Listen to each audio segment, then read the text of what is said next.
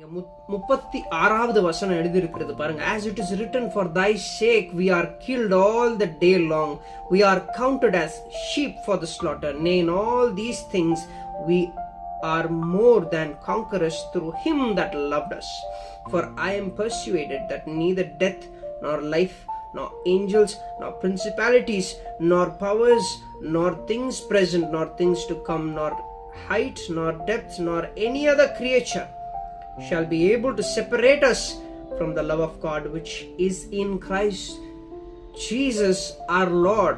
அப்போ கிறிஸ்துடைய ஆவினால நடத்தப்படுகிறவர்களா இருப்போமே ஆனால் நம்மை கிறிஸ்துவுடைய அன்பை விட்டு பிரிப்பது எதுவுமே முடியாது என்று சொல்லி எழுதியிருக்கிறது.